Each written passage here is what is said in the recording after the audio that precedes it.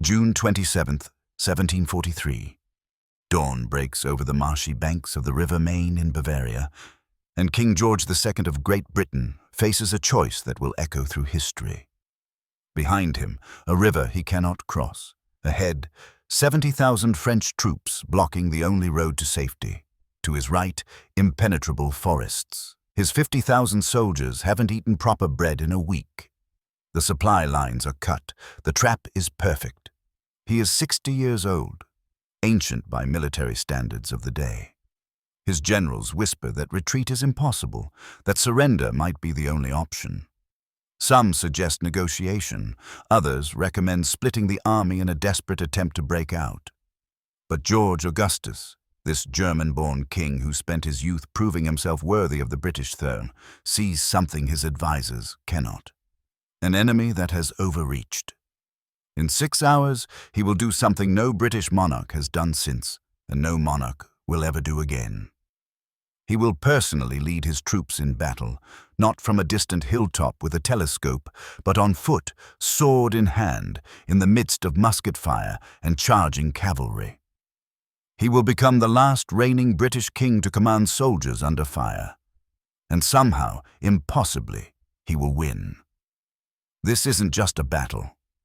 This is the moment when a monarch who had been mocked as that German boor, who spoke English with a thick accent, who was considered by many to be more interested in his mistresses than his kingdom, will prove that sometimes courage and determination can overcome impossible odds.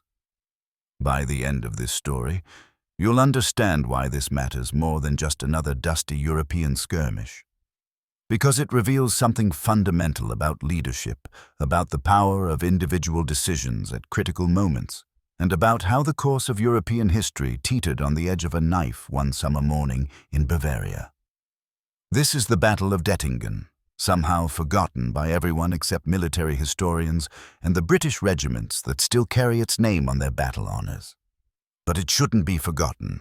This is our story, but we can't just jump straight to the moment when George II draws his sword and charges. Without understanding the context, Dettingen looks like a lucky skirmish, a footnote in a larger war. The reality is far more complex, and the stakes were continental. To understand what brought a British king to a muddy riverbank in Bavaria, we need to go back 3 years, to October the 20th, 1740, when Charles VI, Holy Roman Emperor and ruler of the vast Habsburg domains, died suddenly at his palace in Vienna, probably from eating poisoned mushrooms, though the official cause was listed more diplomatically. His death triggered the greatest succession crisis Europe had seen in decades. Charles VI had no sons. This was a catastrophe for the Habsburg dynasty, because European law, specifically Salic law, forbade women from inheriting their father's kingdoms. Charles had spent the last 27 years of his reign desperately trying to change this through a document called the Pragmatic Sanction of 1713, which declared that his eldest daughter, Maria Theresa, could inherit the entire Habsburg patrimony: Austria, Hungary, Bohemia, Croatia, Milan, the Austrian Netherlands, and chunks of territory scattered across Europe, representing the accumulated conquests and marriages of 3 centuries of Habsburg ambition. Every major European power had signed the Pragmatic Sanction. Prussia signed it, France signed it, Bavaria signed it, Spain signed it, Britain signed it. The ink on these promises was barely dry when Charles VI died, and suddenly every one of these powers discovered reasons why the Pragmatic Sanction didn't apply to them after all. The math was simple and brutal. Maria Theresa was 23 years old, had given birth to her first son only 6 months earlier, had never been trained in statecraft or military affairs because her father had believed until the end that he might still sire a male heir. And she inherited an empire that was bankrupt, had an army of only 30,000 poorly trained troops, and possessed a treasury containing exactly 100,000 florins, barely enough to pay the palace staff for a month. Compare this to the forces arrayed against her. Frederick II of Prussia, who had himself just inherited his throne 6 months before Charles VI died, commanded an army of 80,000 men, the best trained and best equipped military force in Europe. He coveted Silesia, a wealthy Austrian province producing iron, coal, and textiles.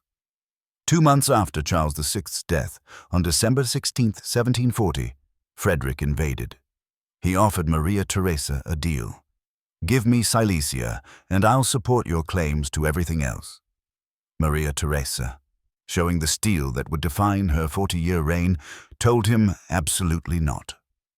France saw an opportunity to break Habsburg power once and for all. For 2 centuries, France and Austria had been rivals, fighting over who would dominate Europe. Cardinal Fleury, the 87-year-old chief minister of Louis XV, calculated that a young, inexperienced woman ruling a bankrupt empire couldn't possibly resist a coordinated assault. France allied with Bavaria, whose elector Charles Albert had his own claims to Habsburg lands through his wife Maria Amalia, who was Maria Theresa's first cousin. Spain joined in, demanding Milan and other Italian territories. Saxony made noises about Moravia. By the spring of 1741, Maria Theresa faced enemies on every border. Frederick smashed the Austrian army at Mollwitz on April 10, 1741, in a battle that demonstrated just how unprepared Austrian forces were. A French army poured into Bavaria and Bohemia. A Spanish army invaded from Italy. The Bavarian elector was crowned King of Bohemia in Prague and then Holy Roman Emperor as Charles VII, the first non-Habsburg emperor in 3 centuries. Vienna itself seemed vulnerable. Maria Theresa, pregnant with her 3rd child, made a dramatic personal appearance before the Hungarian Diet in September 1741, wearing the crown of St. Stephen, and delivered a speech that has become legendary. She asked the Hungarian nobles, who had their own complicated relationship with Habsburg rule, to support her against the invasion.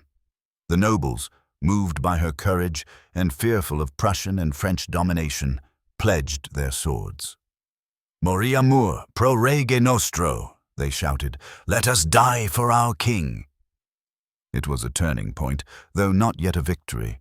What does this have to do with Britain and George II? Everything. Because George II wasn't just King of Great Britain and Ireland, he was also Elector of Hanover, a German principality that stood directly in the path of French expansion. Since 1714, when George's father, George III, had inherited the British throne, the 2 crowns had been united in personal union. What threatened Hanover threatened Britain. What threatened Austria threatened the balance of power that kept France from dominating the continent. Britain's strategic interest was clear: prevent France from crushing Austria and establishing French hegemony over Europe. If Maria Theresa fell, if the Habsburg domains were carved up between France, Prussia, Bavaria, and Spain, then French power would be unchecked. The Low Countries, modern-day Belgium and the Netherlands, would fall under French control, putting French troops within striking distance of England itself. British trade routes through the Mediterranean and across Europe would be at French mercy. Robert Walpole, Britain's Prime Minister, had kept Britain out of war for over 20 years through careful diplomacy. He despised war, understood its costs, and knew that British taxpayers resented funding continental adventures. But Walpole's political position was weakening, and by 1742 he was forced from office. His successors, Lord Carteret and the Duke of Newcastle, were less cautious. They committed Britain to forming the Pragmatic Alliance. Britain, Austria, and Hanover, later joined by Sardinia and the Dutch Republic, to restore the balance of power.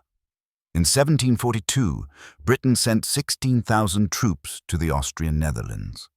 This force, combined with Austrian and Hanoverian troops, formed what became known as the Pragmatic Army. Pragmatic because it was created to defend the Pragmatic Sanction. Command was given to John Dalrymple, 2nd Earl of Stair, a 67-year-old veteran who had served under the Duke of Marlborough in the War of Spanish Succession and remembered when British arms had dominated Europe. By early 1743, the situation had improved somewhat. Austria, recovering from initial disasters, had recaptured Bavaria and driven French forces back. The Bavarian Emperor Charles VII was a ruler without a capital, forced to take refuge in Frankfurt. Maria Theresa, having given birth to 4 children during the first 3 years of war, demonstrating remarkable physical resilience while simultaneously managing military campaigns, was proving far more formidable than anyone had anticipated. But the war was far from over. The French strategy for 1743 was to defend Bavaria and prevent the Allies from threatening France itself. Marshal Duc de Noailles, one of France's most experienced generals, commanded approximately 70,000 French troops positioned between the Main and Rhine rivers. His objective was to block any Allied advance while avoiding a major battle that might deplete French forces. The Pragmatic Army, now numbering about 50,000 British, Hanoverian, and Austrian troops, marched from the Austrian Netherlands into Germany with the goal of threatening Bavaria and pressuring German states to abandon France. Lord Stair, the operational commander, proposed an audacious plan: invade France itself, strike at the heart of French power, and force Louis XV to withdraw from the war. But Stair's authority was about to be complicated by the arrival of a very special observer. King George II had announced he would personally join the army. At 60 years old, this was no symbolic visit. George had combat experience. He had fought with distinction at the Battle of Oudenarde in 1708, leading Hanoverian cavalry in one of Marlborough's great victories. He understood military affairs, was passionate about anything involving the army, and possessed genuine personal courage. He was also deeply concerned about his other kingdom, Hanover, which would bear the brunt of any French invasion. On June 19, 1743, George II arrived at the Allied camp near Aschaffenburg on the Main River. His presence created an immediate problem. As the reigning monarch, George automatically became the nominal commander-in-chief of all British and Hanoverian forces. Lord Stair, who had been planning the campaign, now had to defer to a 60-year-old king who outranked him. The command structure became muddled. George blamed Stair for the army's position and supply difficulties. Stair resented the king's interference. The personal friction would nearly prove fatal. And that's exactly what terrified everyone who understood the strategic situation. The Pragmatic Army was deep in hostile territory. Its supply lines stretched thin, dependent on river transport that could be cut at any moment, facing a French force that outnumbered them significantly. They were playing a dangerous game, and the French were about to spring a trap. There was one man who thought differently about impossible situations, and his name was George Augustus, though history would remember him as George II of Great Britain.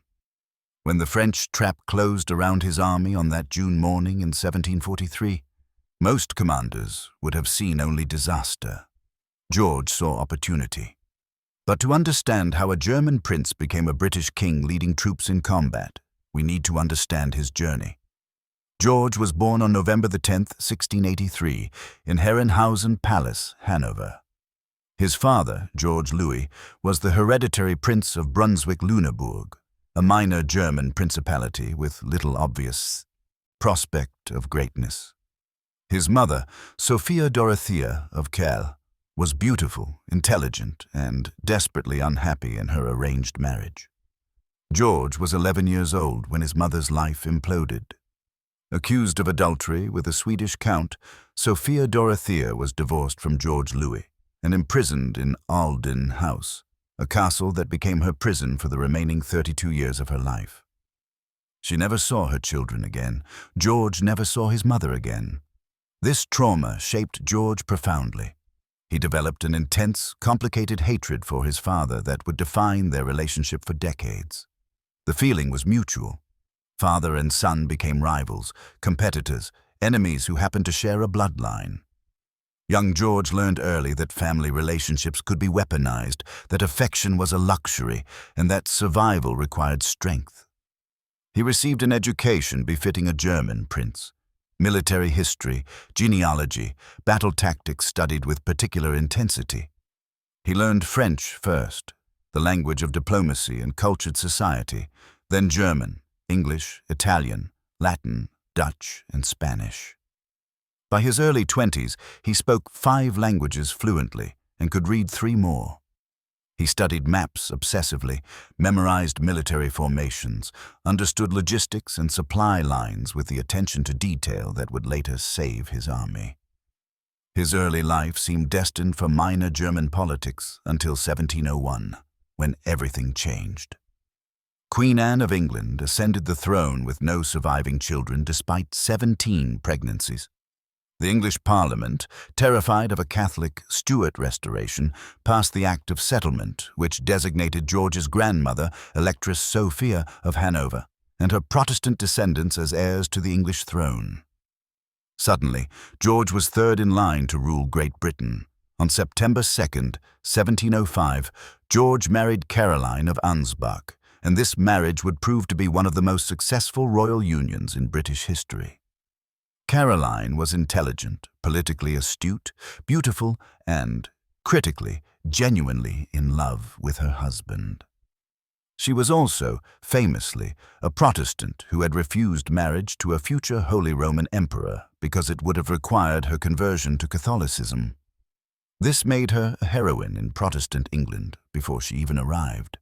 George desperately wanted to prove himself in combat. This wasn't vanity.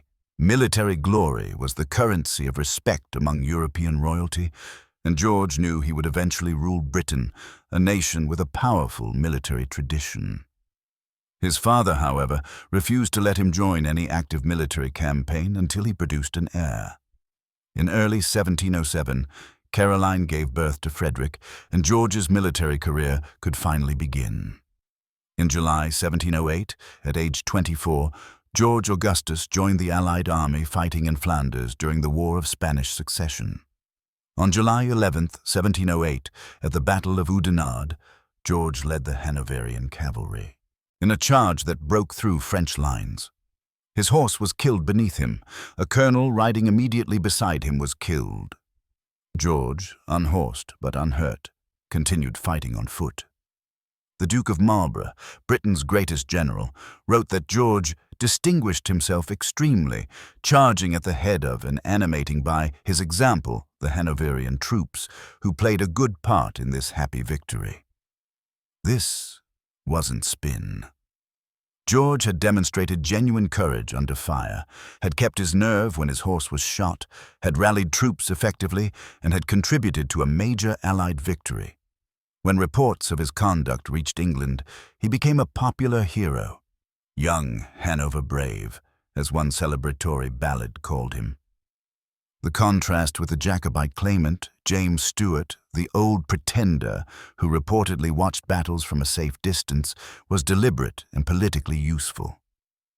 When Queen Anne died in 1714, George's grandmother, Electress Sophia, had died just weeks earlier, making George Louis the new King of Great Britain as George I. George Augustus became Prince of Wales, moved to London, and began a complicated relationship with his adopted country. He spoke English, unlike his father, who preferred German and French, albeit with a heavy German accent he never lost.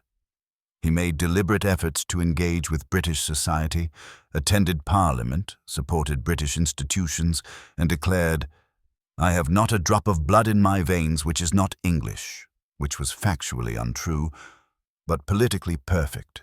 He was appointed colonel of various regiments, learned British military organization, and maintained his passionate interest in military affairs. The relationship between George I and his heir remained poisonous. The two quarreled constantly over policy, money, protocol, and everything else. George Augustus and Caroline established a rival court at Leicester House that became the center of opposition to the king. When George I traveled to Hanover, which he did frequently and for extended periods, the Prince of Wales governed in his absence and used these opportunities to increase his popularity. The king responded by limiting his son's authority and excluding him from important ceremonies. This dynamic taught George Augustus critical lessons about political survival. He learned to work with Parliament rather than against it, understanding that royal power in Britain was constrained by constitutional limitations unknown in continental monarchies. He learned to read public opinion, to manage relationships with powerful ministers, to balance his German heritage with British nationalist sentiment. He became a political survivor. On June 11, 1727, George I died suddenly of a stroke on the road to Hanover in the same carriage that would later carry his son to Dettingen. George Augustus became George II at age 43. His first act as king was to change almost nothing. He kept Sir Robert Walpole as prime minister, despite having spent years opposing Walpole's policies. This pragmatism shocked observers who expected George to install his own favorites. But George had learned that stability required working with competent administrators, even if he didn't personally like them. George II's early reign was peaceful.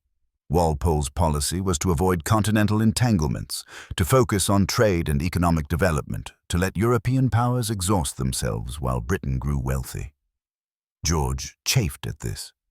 He wanted military glory, wanted to prove himself as a warrior king, wanted to matter on the continental stage. But Walpole was immensely powerful, controlled Parliament, and kept Britain out of war. The relationship between king and chief minister was complex. George II had sound political judgment but lacked self-confidence in his own opinions. His wife Caroline, whom he adored, had enormous influence over him, and Walpole worked through Caroline to manage the king. When Caroline died in 1737, George was devastated. He lost not just a beloved wife, but his primary political advisor. By 1739, Britain could no longer avoid war. Conflict with Spain over trade and colonial boundaries escalated into the War of Jenkins's Ear, named after a British sea captain who claimed Spanish coast guards had cut off his ear.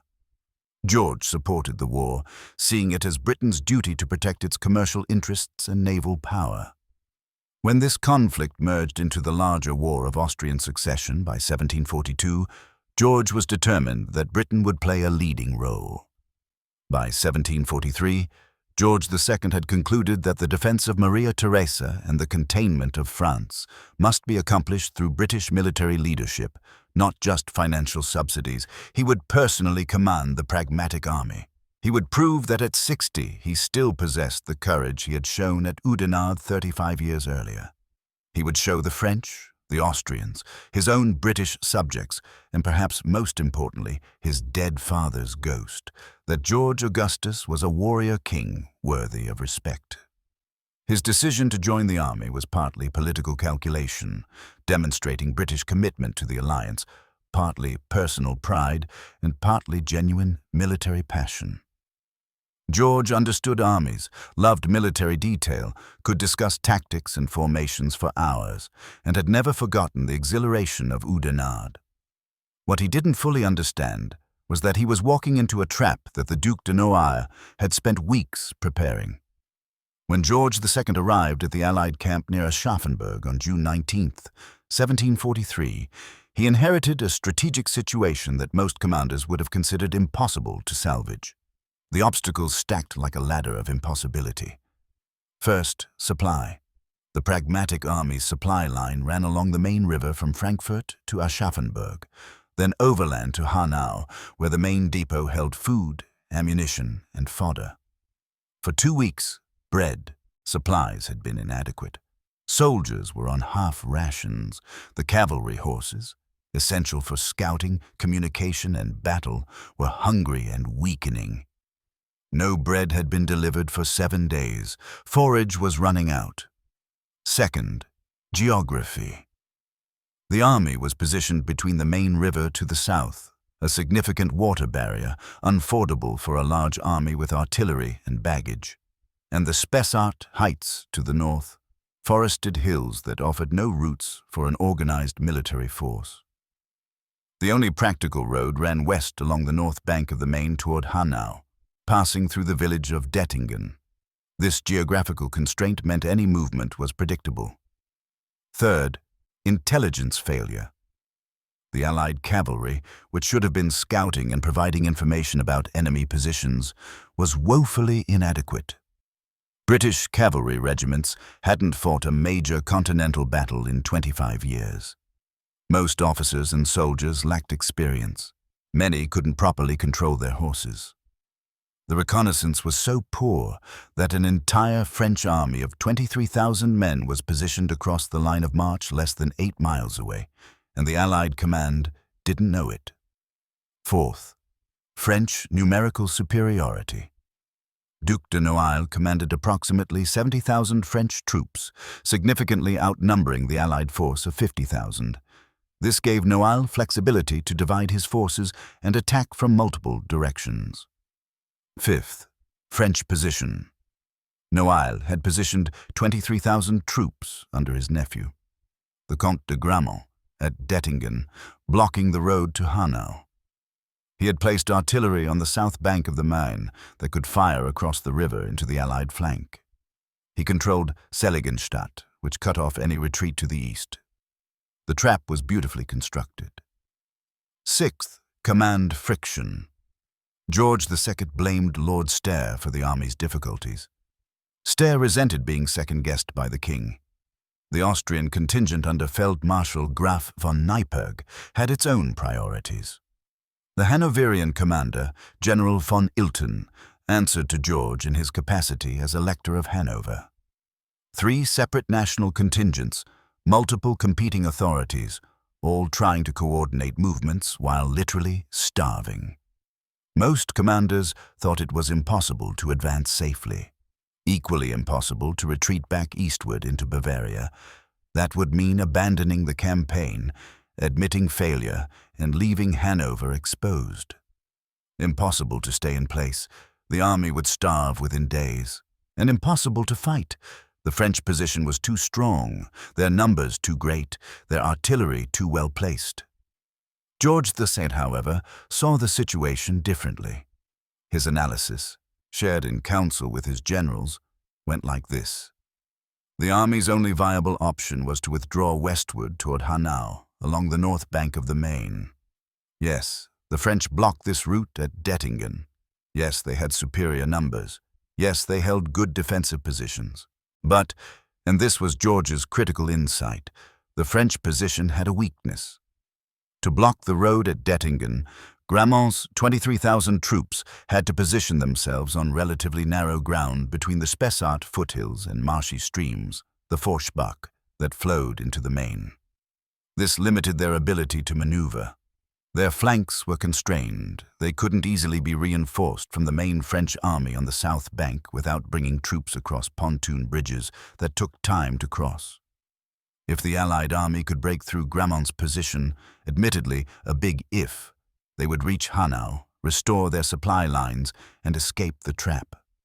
The alternative was surrender or starvation. He was risking his reputation, his crown, his life, everything. If this failed, if the French destroyed the pragmatic army, Britain's position on the continent would collapse. Maria Theresa might be forced to make peace on French terms. Hanover would be occupied. George would be remembered as the king who led his army to disaster, who played at being a general and lost everything. The Jacobites, supporters of the exiled Stuart claimants, would point to the disaster as proof that the Hanoverian dynasty was unfit to rule Britain. Parliament would be furious at the waste of British lives and treasure. George's plan was audacious.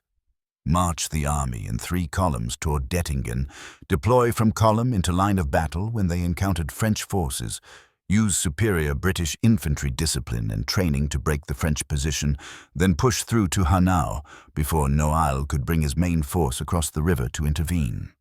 This was an enormous gamble.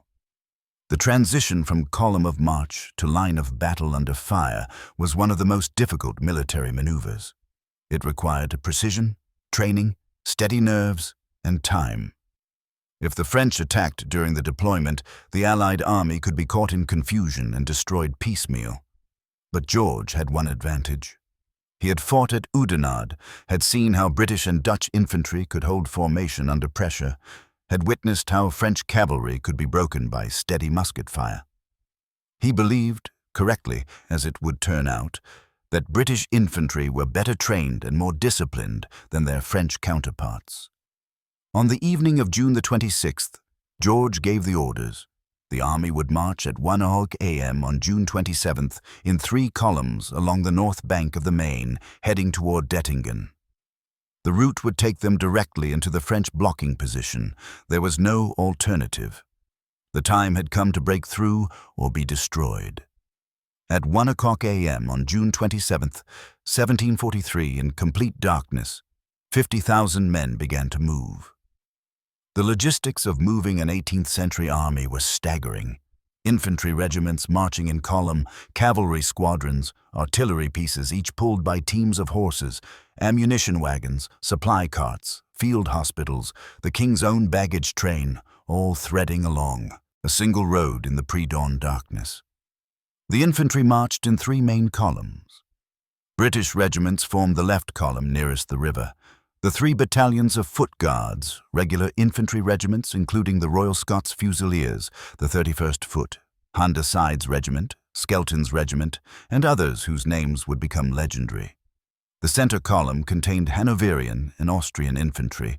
The right column, further from the river near the Spessart foothills, consisted of additional Hanoverian and Austrian units. The cavalry, always the eyes of an army, rode ahead and on the flanks. Bland's dragoons, the king's own, Ligonier's horse, Rich's dragoons, the Austrian and Hanoverian cavalry regiments. Thousands of horsemen who should have been providing intelligence about French positions. Progress was slow, moving a large army in darkness through unfamiliar terrain, maintaining formation, preventing units from becoming separated, keeping artillery pieces from overturning on the rough road. All of this required time and generated noise that could be heard for miles. French scouts reported every movement back to their commanders. As dawn broke around 4:30 a.m., the Allied army was strung out along several miles of road. Advanced parties reported that French troops were visible ahead, occupying positions near Dettingen. This wasn't unexpected. George and his generals knew the French were there. What they didn't know was the full extent of Noailles' trap. By 7 a.m., as the morning sun climbed higher and the day grew hot, the Allied columns continued their methodical advance. Infantry marched at about 2 miles per hour. Military regulations specified the pace precisely, with regular halts to prevent exhaustion. At this rate, the army covered about 8 miles in 4 hours, approaching the critical ground near Dettingen. George II rode with his generals and his third son, William Augustus, Duke of Cumberland, who at 22 was serving as a major general and aide-de-camp to his father. Cumberland would gain his own military reputation, both good and bad, in coming years. But in June 1743, he was learning warfare from his father. Around 9 a.m., Allied advance guards made contact with French forces. Suddenly, the situation became clear, and it was far worse than expected. Comte de Grammont commanded approximately 23,000 troops positioned behind the Forschbach stream near Dettingen.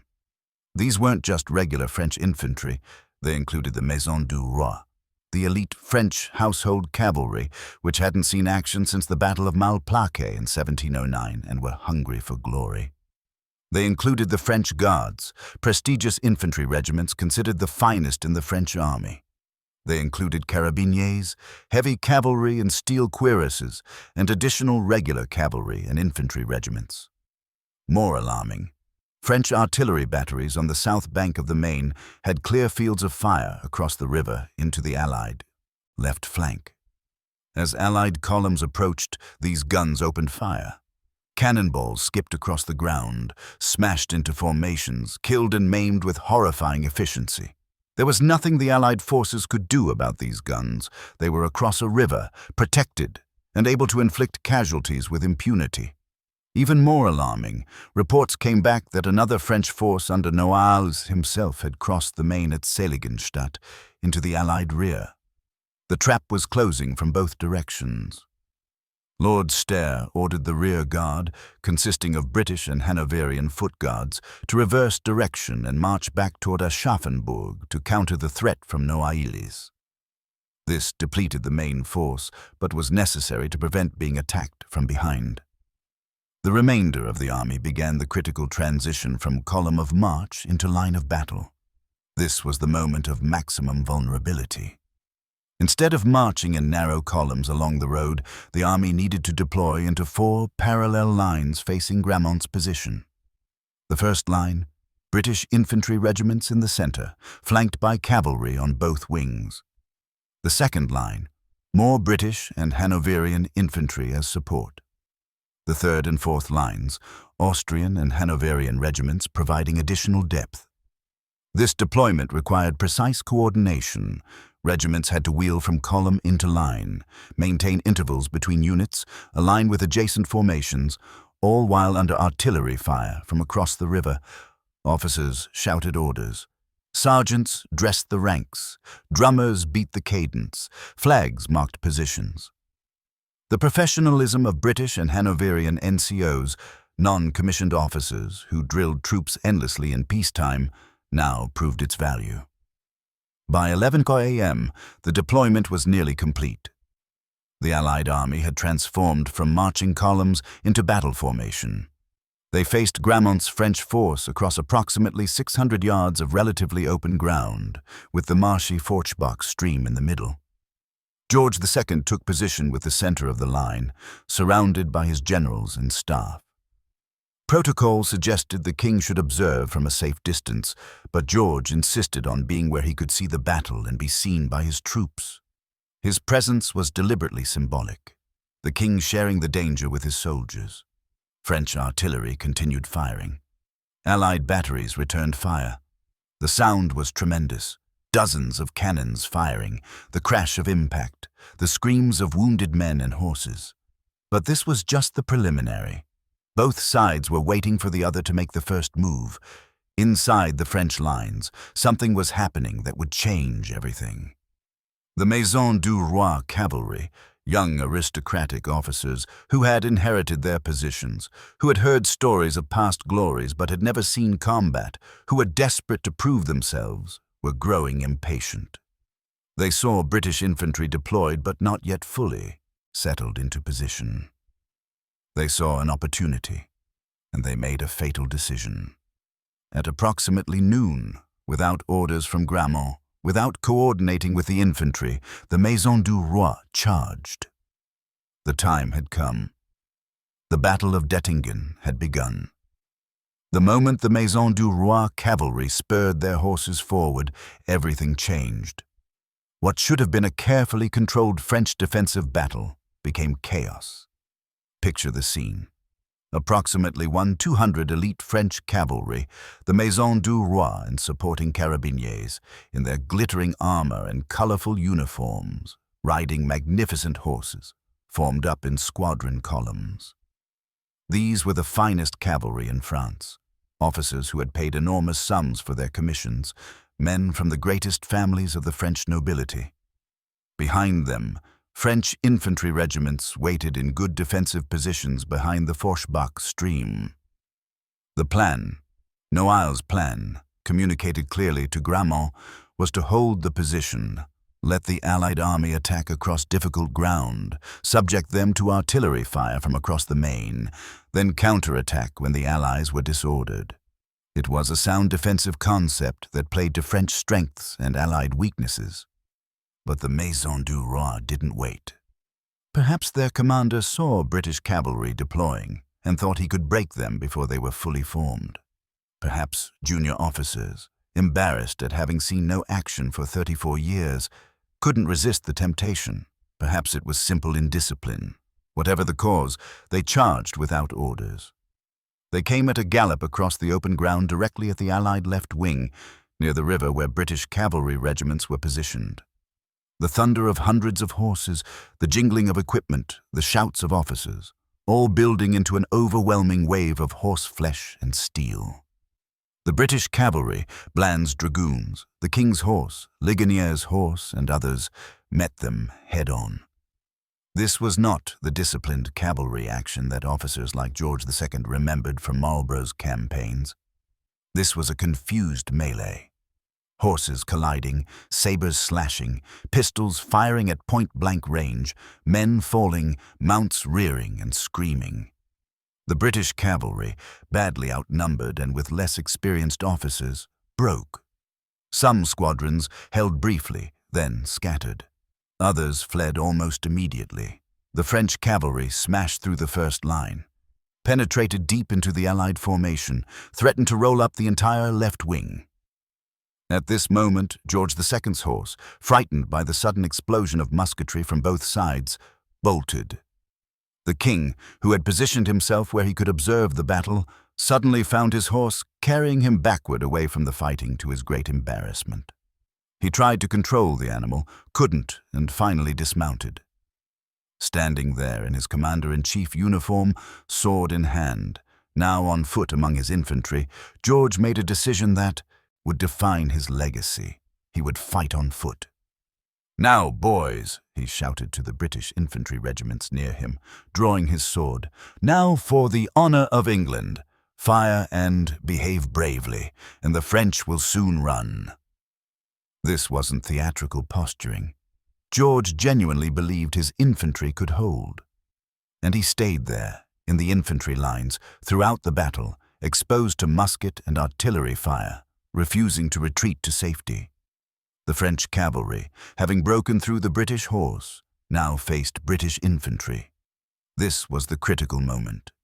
In 18th century warfare, cavalry charging into infantry could be devastating if the infantry broke. But if infantry held formation, if they maintained their lines and delivered disciplined volleys, cavalry became vulnerable. A horse won't charge into a solid wall of men with bayonets. A cavalry formation disrupts when horses fall or refuse to advance. Lieutenant General Sir John Ligonier, commanding the British Dragoons, rallied what cavalry he could. Ligonier was a Huguenot refugee born in France who had fled to England in 1697. He was 62 years old, had fought in every major British battle for 40 years, was known for personal courage and tactical skill. When his cavalry broke, when chaos threatened, Ligonier didn't flee. He rallied his squadrons, reorganized them, and led them back into the fight. The French Guards' infantry, seeing their cavalry engaged, advanced across the Fourchbach stream. This was exactly what they shouldn't have done according to Noailles' orders, but the momentum of battle carried them forward. Suddenly, Gramont's entire force was advancing, cavalry and infantry together, in a massive assault on the Allied center and left. British infantry regiments wheeled to meet them. The Royal Scots Fusiliers, whose Lieutenant Colonel Sir Andrew Agnew famously ordered his men not to fire until they could see the whites of their Ian, held their fire with iron discipline. Then, at point-blank range, they delivered a devastating volley. The effect was catastrophic for the French. Men fell in rows. The tight French formations, perfect for parade ground drills, became killing grounds for massed musket fire. But the French kept coming. The French Guards were not easily discouraged. They returned fire, advanced through their own dead, closed to within a few dozen yards. The combat descended into a brutal, close-range firefight. Load, fire, reload, fire. The mechanics of death repeated mechanically, while men fell screaming. On the Allied right wing, away from the main French assault, the situation was entirely different.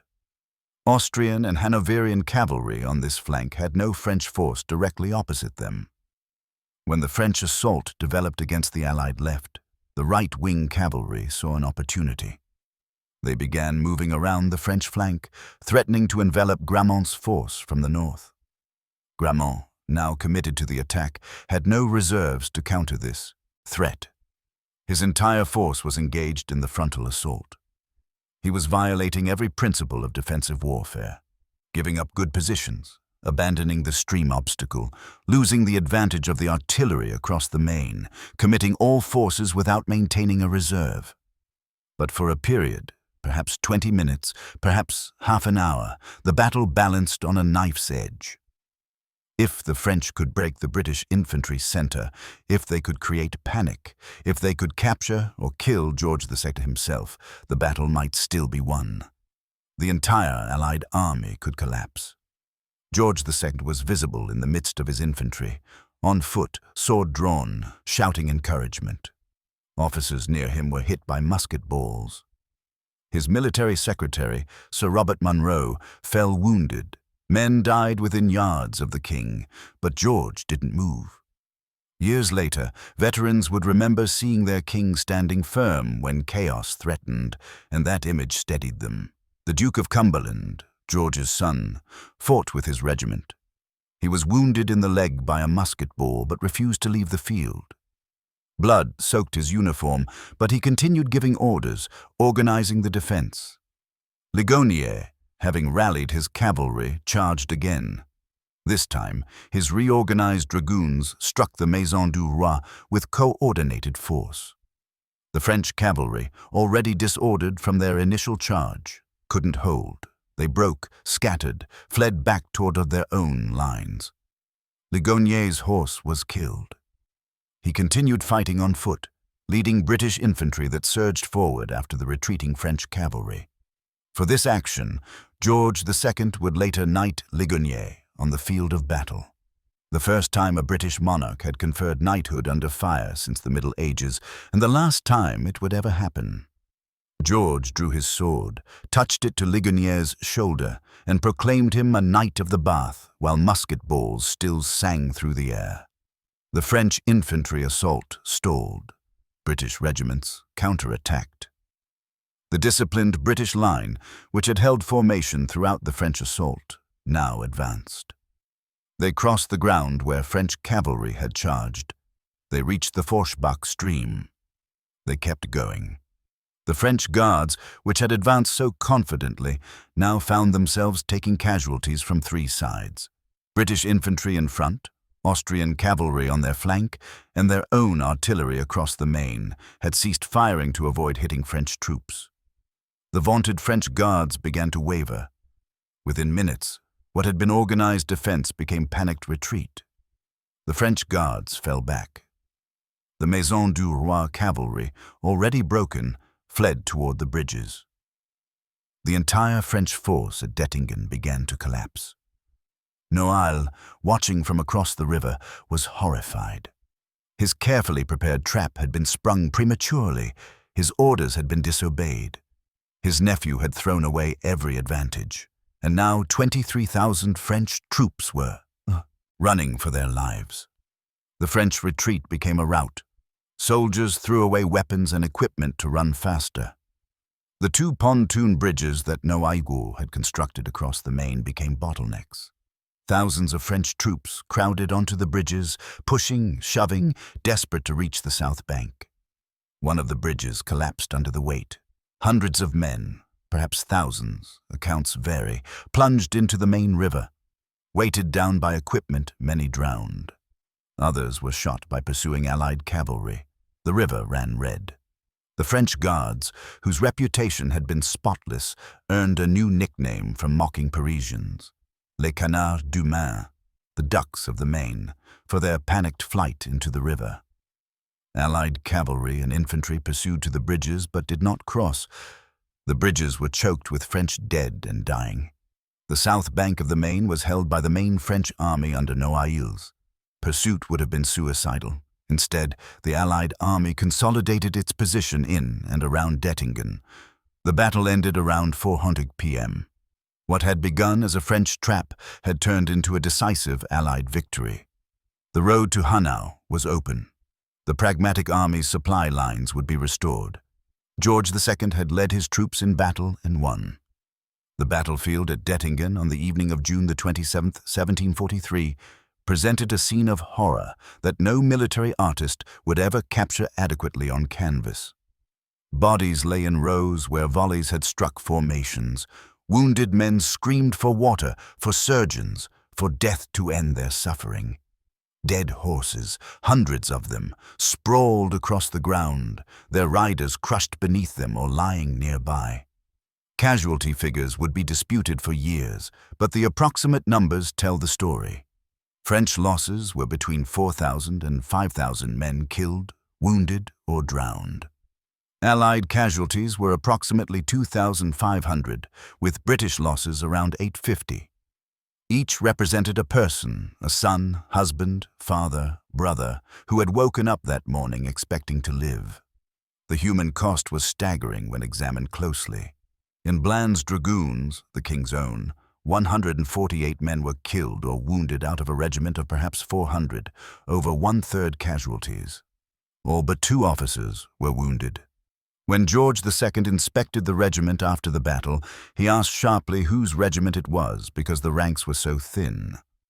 General Bland, the regimental commander, replied, "Please, Your Majesty, it is my regiment, and I believe the remainder of it is at Dettingen."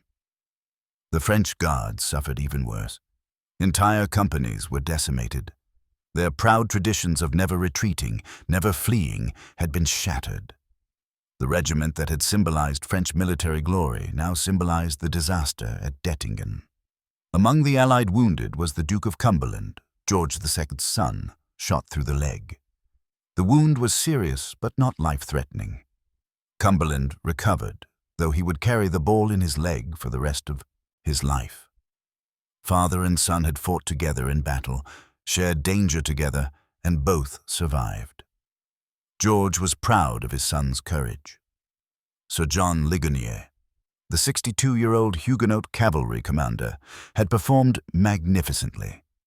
His personal courage, his ability to rally broken cavalry, his leading from the front had been critical to the victory. George II knighted him on the battlefield, placing his sword on Ligonier's shoulder in a ceremony that dated back to medieval times. "Arise, Sir John," the king said, and Ligonier became one of the few men ever knighted under fire. Other heroes emerged. Cornet Richardson of Ligonier's horse rescued his regiment's standard in the cavalry melee. Dragoon Thomas Brown of Bland's dragoons rescued his unit's guidon and was also knighted by George II. These were junior officers and enlisted men who had done extraordinary things in the midst of chaos. The French prisoners, several thousand men, were collected and guarded. Among them were many officers of aristocratic families who would eventually be ransomed or exchanged according to the customs of 18th century warfare. The wounded of both sides received medical care from field surgeons, though 18th century military medicine was primitive and infection would kill many who had survived the battle. George II had proved something to himself and to Europe. At 60 years old, he could still lead troops in combat. He had kept his nerve when his horse bolted. He had rallied his infantry. He had stayed on the battlefield throughout the fighting, exposed to enemy fire, refusing to retreat. Whatever else his reign would be remembered for, he would always be the last British king to personally lead troops in battle. The immediate strategic consequence was that the road to Hanau was open. On June 28th, the day after the battle, the Pragmatic Army marched to Hanau, restored its supply lines, and the immediate crisis was over.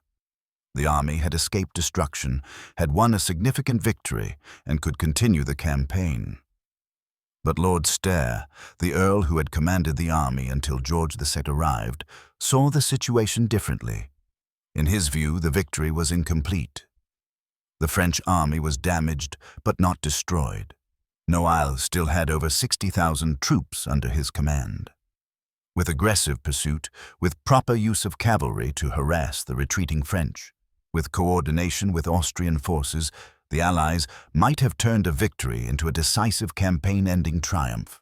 Instead, George II was satisfied with the battle won and the immediate objective achieved. There would be no pursuit beyond securing Dettingen. Stair's pleas to exploit the victory were ignored. The strategic opportunity passed. Stair, frustrated and increasingly at odds with the king, would later write to Voltaire, "I think that you committed one mistake, and we too. Yours was the passing of the hollow way, and not having patience to wait. Ours was first exposing ourselves to destruction, and then not making a proper use of our victory." Politically, the victory was enormously popular in Britain. George II returned to London as a conquering hero. The newspapers celebrated "our brave king" and the glorious victory at Dettingen.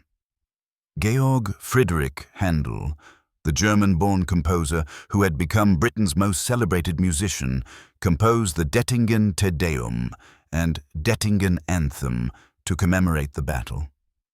These works premiered in November 1743 at the Chapel Royal and remain part of Handel's canon today. The battle also produced immediate diplomatic effects. German states that had been wavering in their support for Maria Theresa were reassured by the Allied victory. The Elector of Mainz, whose neutrality had been questionable, renewed his commitment to the Pragmatic Alliance. The psychological impact of defeating a larger French force under an aggressive commander was significant. Yet even in victory, there were warning signs. The Allied cavalry had performed poorly, with notable exceptions like Ligonier.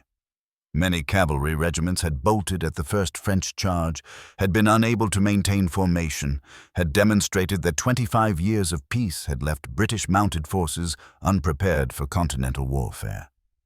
The fact that 23,000 French troops had been positioned across the line of march without being detected by Allied scouts was a serious intelligence failure. The command confusion between George II and his generals had nearly been catastrophic. Ultimately, Dettingen was what military historians sometimes call a happy escape rather than a great victory. The Pragmatic Army had been trapped, had been out-generaled, and had been saved by French mistakes more than Allied brilliance. Gramont's premature attack had thrown away every advantage. The Maison du Roi's undisciplined charge had started a chain reaction that destroyed French plans. Noailles' careful strategy had been undone by his subordinates' impatience. But none of this mattered to the British public or to George II himself. They had won. The king had fought alongside his soldiers. British infantry had broken French troops. That was enough. But the true significance of Dettingen went beyond immediate celebrations and Handel's triumphal music. The battle's consequences rippled outward across multiple scales: tactical, strategic, dynastic, and ultimately into British military culture itself. First, the tactical lesson. British infantry were the best trained, best disciplined foot soldiers in Europe. This had been suspected but not definitively proven. After Dettingen, it was known. The ability of British regiments to maintain formation under cavalry charges, to deliver disciplined volleys under fire, to advance steadily in the face of enemy resistance, these qualities became the foundation of British military doctrine for the next century. The Royal Military Academy Sandhurst, established later in the 18th century, would name one of its training companies Dettingen Company, specifically to honor the infantry's performance. The battle became a case study in how discipline and training could overcome numerical inferiority and positional disadvantage. Second, the strategic theater shifted. The Allied victory at Dettingen didn't end the War of Austrian Succession. The conflict would continue for another 5 years. But it stabilized the situation in Germany. French plans to dominate southern Germany, to pressure the German states into abandoning Austria, to threaten Hanover directly, all failed. The French never again mounted a major offensive in Bavaria during the war. Maria Theresa gained breathing space. With the German theater stabilized, she could concentrate on regaining Silesia from Prussia and defending Italy against Spanish forces. The Pragmatic Alliance, which had seemed on the verge of collapse before Dettingen, held together. Dutch reinforcements arrived. Sardinia committed more troops. The coalition survived. Third, the dynastic dimension. George II's personal courage at Dettingen strengthened the Hanoverian dynasty's legitimacy in Britain. The Jacobite cause, the movement to restore the exiled Stuart claimants to the British throne, had always pointed to the Hanoverians as foreign usurpers, German princes who didn't understand Britain and didn't care about British interests. George II's willingness to fight personally, to risk his life alongside British soldiers, to lead from the front, undermined that narrative. 2 years later, in 1745, when Charles Edward Stuart, Bonnie Prince Charlie, launched the last serious Jacobite rebellion, George II's reputation from Dettingen helped the government rally support. The Young Pretender's forces marched into England and reached Derby, just 125 miles from London, but failed to gain broad English support. One reason was that George VI, despite his German accent and Hanoverian concerns, had proved himself a warrior king in the British tradition. Fourth, the political consequences in the war's outcome. Although Dettingen was not strategically decisive by itself, it contributed to the eventual treaty settlement. The War of Austrian Succession ended with the Treaty of Aix-la-Chapelle in 1748. Under its terms, Prussia kept Silesia, taken from Austria. Maria Theresa was recognized as the legitimate ruler of the Habsburg domains. Francis Stephen, Maria Theresa's husband, became Holy Roman Emperor. France gained nothing despite years of fighting. The Pragmatic Sanction was guaranteed. The young pretender was expelled from France.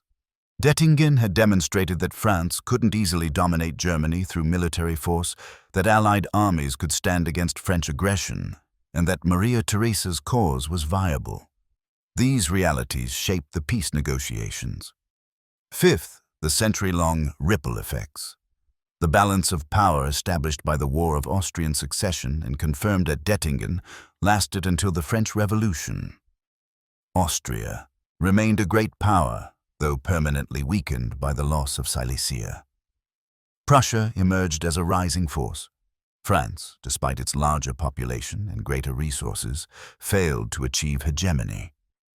Britain's strategy of supporting continental allies against French expansion, the strategy that George VI's presence at Dettingen symbolized, became the foundation of British foreign policy for the next 150 years.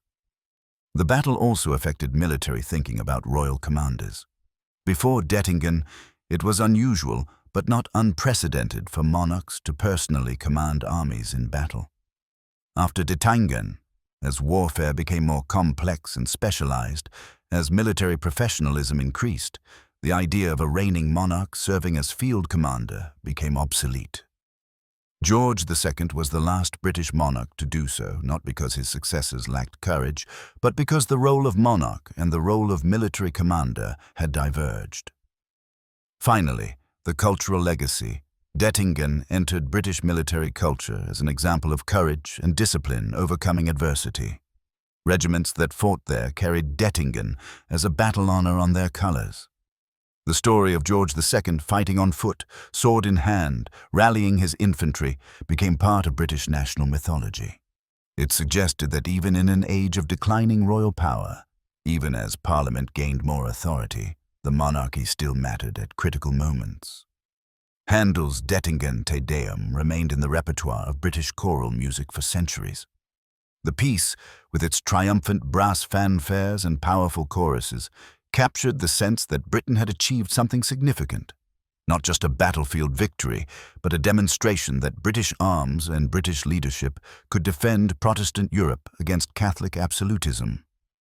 The Dettingen Standard, the cavalry standard rescued by Cornet Richardson during the battle, was preserved and eventually purchased in 2012, exactly 269 years after the battle, by a museum. It remains the oldest British cavalry standard in existence, a tangible connection to that June day in 1743. Perhaps most importantly, Dettingen demonstrated a principle that remains relevant. Sometimes, at critical moments, individual actions matter enormously. George II's decision to fight on foot, Ligonier's cavalry charges, the discipline of British infantry, Gramont's premature attack, all of these personal decisions by individuals made in minutes or seconds shape the outcome. This isn't how academic historians usually explain history. They prefer structural forces and long-term trends. But it's undeniable that on June 27, 1743, individual courage and mistakes changed the course of events. So why has Dettingen faded from popular memory when it was celebrated as a great victory in its time? Why do most people today, even educated people interested in history, draw a blank when asked about the Battle of Dettingen? First, the complexity of context, the War of Tea. Austrian succession is confusing even for historians. Multiple overlapping conflicts, the War of Jenkins's Ear, the First and Second Silesian Wars, the Jacobite Rising of 1745, fighting in North America, King George's War, India, First Carnatic War, and the Austrian Netherlands. Dettingen was one battle in one theater of a sprawling, multi-year, multi-continental war that lacked a clear narrative arc. There was no obvious villain, like Napoleon or Hitler, no simple cause, like World War I's alliance system, no dramatic turning point, like D-Day. It was, in academic terms, a typical 18th century dynastic war, which makes it nearly impossible to explain to a general audience in 30 seconds. Second, not the final decisive moment, Dettingen didn't end the War of Austrian Succession. The war continued for 5 more years. 2 years after Dettingen, at the Battle of Fontenoy in 1745, the French defeated the same Allied army, demonstrating that Dettingen hadn't broken French power. The strategic situation in 1748, when peace was finally made, looked remarkably similar to 1743. Prussia kept Silesia, Maria Theresa kept most of her other territories. France gained nothing. Sardinia got some Italian lands. The status quo was essentially restored. So while Dettingen mattered tactically and politically, it wasn't the decisive battle that won the war. Third, geographic distance. Dettingen was fought in Bavaria, far from British territory. Modern British national memory tends to emphasize battles fought on British soil, like Culloden, though that was 1746, or battles with direct consequences for Britain's global power, like Trafalgar or Waterloo. A battle in southern Germany, fought over continental political issues that seem arcane to modern audiences, doesn't resonate the same way. Fourth, overshadowed by later events. The 1740s were eventually overshadowed by the 7 Years' War, 1756 to 1763, which was far more significant for British global power. The 7 Years' War gave Britain Canada, established British dominance in India, confirmed British naval supremacy, and represented a true turning point in global history. Dettingen, by comparison, was a footnote. 18th century continental warfare generally gets compressed in popular historical memory into vague awareness of lots of wars with France, without clear differentiation between specific conflicts. Fifth, political controversies. Even at the time, Dettingen was controversial. Opposition politicians in Britain argued that George II was sacrificing British interests for Hanoverian concerns, that British troops were being used to defend the King's German territories rather than British strategic interests. These accusations had enough truth to be damaging. George II was indeed concerned about Hanover, and British taxpayers did resent funding continental campaigns.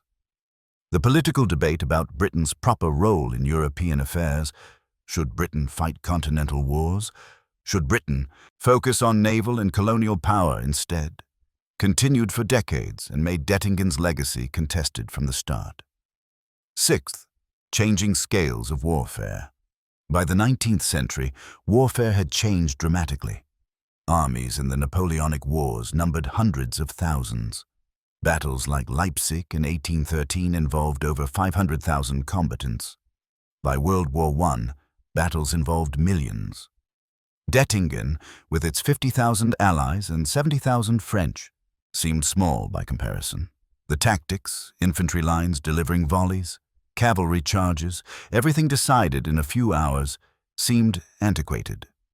Modern military professionals studied Napoleon, not the Duke of Marlborough or George II. Seventh, no compelling personal story. George III himself was not a charismatic figure in popular memory. He's remembered, if at all, as the king who couldn't get along with his father or his son, who had trouble with Parliament, who spoke with a German accent. There's no George VI equivalent to Churchill's memorable phrases, or Wellington's aloof genius, or Nelson's heroic death at Trafalgar. George II died on a toilet in 1760. Not a dignified end for a warrior king. His legacy was overshadowed by his grandson George III, who reigned during the American Revolution, and by his great-great-granddaughter Victoria, whose name defined an era. Eighth, academic marginalization. Professional historians, particularly in the 20th century, generally dismissed the War of Austrian Succession as a typical dynastic conflict without major consequences. It didn't produce major social changes, didn't represent a turning point in military technology, didn't reshape the map dramatically. Historians focused on more important wars: the 30 Years' War, the wars of Louis XIV, the 7 Years' War, the French Revolutionary and Napoleonic Wars. Students learned about Blenheim, 1704, and maybe Fontenoy, 1745, but not Dettingen. Despite these factors, military historians have never forgotten Dettingen. British regimental histories preserve detailed accounts. Staff colleges study it as an example of infantry performance. The Royal Military Academy Sandhurst maintains Dettingen Company. Military museums display the Dettingen Standard, the Dettingen drums, and paintings of the battle. For professional soldiers, Dettingen remains significant because it demonstrated principles of discipline, training, and leadership that remain relevant. Historians of 18th century Europe recognize Dettingen's importance in the War of Austrian Succession. It was the last battle commanded by a reigning British monarch, a distinction that matters when studying the evolution of constitutional monarchy. It demonstrated the viability of the Pragmatic Alliance. It stabilized the German theater of the war. It protected Maria Theresa's vulnerable position. These aren't trivial consequences. They're just not dramatic enough for popular memory. The battle also matters to historians of the Hanoverian dynasty. George II's personal courage at Tychy, Dettingen, his willingness to fight on foot alongside his soldiers, his knighthood of Ligonier under fire, all of these contributed to legitimizing a foreign-born dynasty in British public opinion. When Charles Edward Stuart launched the Jacobite Rebellion in 1745, George II could point to Dettingen as proof that he was a warrior in the British tradition, not just a German prince who happened to wear the British crown. In the end, Dettingen deserves to be remembered not because it was the largest battle, or the bloodiest, or the most strategically consequential. It deserves to be remembered because it represents something fundamental about leadership and courage. Remember the date, June 27th, 1743. Remember the impossible situation. An army trapped, outnumbered, outmaneuvered, its supply line cut, facing starvation or surrender. Remember the choice. Advance into a well-defended French position or accept destruction. Remember the courage. A 60-year-old king whose horse bolted, who dismounted, who drew his sword, who stood on foot with his infantry and faced enemy fire throughout the battle. Remember the discipline. British infantry regiments holding formation when French cavalry charged, delivering volleys that broke elite French troops, advancing steadily in the face of musket fire and artillery. Remember the victory. A trapped army that broke through, that turned defeat into triumph, that marched to safety and sang songs of victory. Remember that this was the last time a British monarch would personally command troops in battle. After George VI, the role of monarch and military commander separated permanently. Kings and queens would remain titular heads of the armed forces, would inspire troops, would matter symbolically, but would never again lead charges or stand in the firing line. George II was the end of a tradition dating back to medieval times, the last warrior king in a modern age. Remember that this matters not just as military history, but as human history. Dettingen shows that individuals make a difference, that courage can change outcomes, that sometimes the course of events depends on personal decisions made under pressure in moments of crisis. George II's decision to fight on foot, Ligonier's cavalry charges, the discipline of unnamed British sergeants who kept their men in formation, the fatal mistakes of French commanders who abandoned good positions to chase glory. All of these individual actions, made by people whose names we know or don't know, shaped the battle's outcome and thus shaped European history. Remember also the human cost. 2,400 Allied casualties, 4,000 French casualties, each a person who woke up that morning expecting to live. families that lost sons, fathers, brothers, communities that lost neighbors. The glory of military victory came at a price measured in blood and grief and suffering. The fact that British infantry won the day doesn't erase the pain of mothers who lost children or wives who lost husbands. History should honor courage without romanticizing war's horror. Remember that George II, for all his flaws, his temper, his mistresses, his German accent, his conflicts with Parliament, possessed genuine personal courage. He was 60 years old when he fought at Dettingen, an age when most men of his era were declining physically. He had already proved himself at Oudenarde 35 years earlier, had nothing to prove, could have observed the battle from a safe distance without anyone questioning his courage.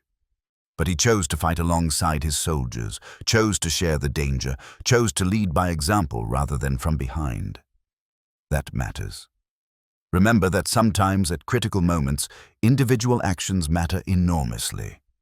The French lost at Dettingen not because of structural forces or historical inevitability, but because the Comte de Grammont ordered a premature attack, because the Maison du Roi cavalry charged without orders, because they abandoned good defensive positions.